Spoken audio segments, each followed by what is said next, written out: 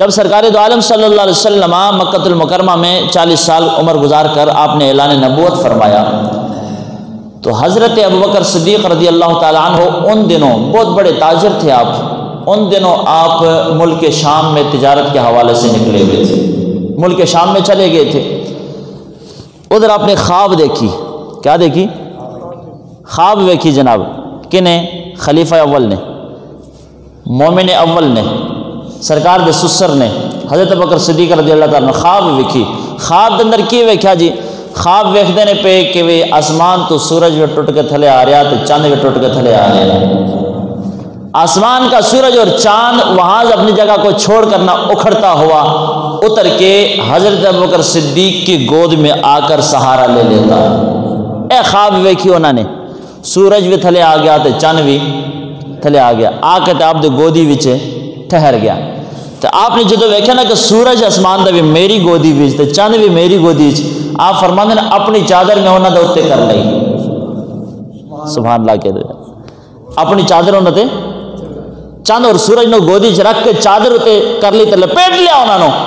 فرماندے نے خواب تے ویکھ لئی پر عجیب و غریب خواب، کدی اس طرح دا خواب کسی کو سنیا نہیں، آیا نہیں کہ سورج ہوئے آسمان دا تو چاند ہوئے آسمان تو ٹوٹ کے آوے گودی وچ جناب والا چادر میرے لپٹ وچ آ جائے۔ صبح اٹھے نہ تو ملک شام دے وچ ہی کسے راہب سی مشہور او دے کول چلے گئے حضرت ابوبکر صدیق تو جا کے کہنے لگے یار گلے ویکھیا جو راتی خواب ویکھی تے خواب میری سوچو سمجھو باہر ہے، آسمان تو سورج بھی ٹوٹ کے آ رہا تو چاند بھی آ رہا تو میری گودی تے میں اپنی چادر نال دونوں نو لپیٹنا پیا۔ یہ تعبیر کی ہے تو اس راہب نے آکھا قد صدق اللہ رؤیا کا، ابو بکر تیرا خواب اللہ نے سچا فرما دیتا ہے۔ انہوں نے کہا تعبیر تو دس، خواب کہنا سچا تو تعبیر تو دس، تعبیر کی ہے؟ انہوں نے کہا فَإِنَّهُ يُبْعَثُ نَبِيٌّ مِّن قَوْمِكَ۔ پہلے تو انہیں گل پوچھنا کہ دس نا کی تیرا؟ آپ نے فرمایا ابو بکر قبیلہ کیا ہے؟ قبیلہ قریش ہے، کر دے کیوں ہے؟ تاجراں تجارت دے واسطے ہون بھی شام آیا۔ تو اس راہب نے کیا انہیں آکھا اچھا نا توڑا ابو بکر تے قبیلہ قریش تے جناب والا کاروبار توڑا تجارت بزنس توڑا تجارت ہے تو پھر سن لو توڑا خواب اللہ نے سچا فرما دیتا ہے۔ آپ نے فرمایا کہ دس راہب کہ میرے خواب کی تعبیر کیا ہے؟ اس نے کہا فَإِنَّهُ يُبْعَثُ نَبِيٌّ مِّن قَوْمِكَ، تیری قوم دے وچوں ایک نبی دنیا تے بھیجا جائے گا، ایک نبی تیری قوم وچوں دنیا تے آوے گا تو آ کے پھر کی ہوئے گا؟ فرمایا تکون وزیرہ فی حیاتہ و خلیفتہ بعد موتہ۔ انہوں نے آکھا اس خواب دی تعبیر اے وے کہ جڑا نبی تیری قوم وچ بن کے مکہ وچ آوے گا تو جناب والا تو او دی حیات جدا وزیر ہوئے گا تو او دے وصال تو بعد او دا خلیفہ بنے گا۔ آپ فرماتے بے چینی جی تاری ہوگی، دل تے کیفیت ایسی بن گئی بے چینی جی۔ حضرت سیدنا ابوبکر صدیق رضی اللہ تعالیٰ عنہ فرماندے نے وہ قافلہ جیویں کیویں عمدہ ختم کر کے نہ تجارت دے معاملات سمیٹ کے تو مکہ المکرمہ تشریف لے آئے۔ اتھے آئے تھا کہ تمہاں مچیاں کے تھے محمد بن عبداللہ جی نے اعلان نبوت فرما دیتا ہے، سرکار دو عالم صلی اللہ علیہ وسلم نے اعلان نبوت فرمایا۔ حضرت ابوبکر صدیق اتھے آئے، سرکار دی قدم آ کے بہ گئے، آکھا سنے تسی اعلان نبوت کیتا ہے جناب؟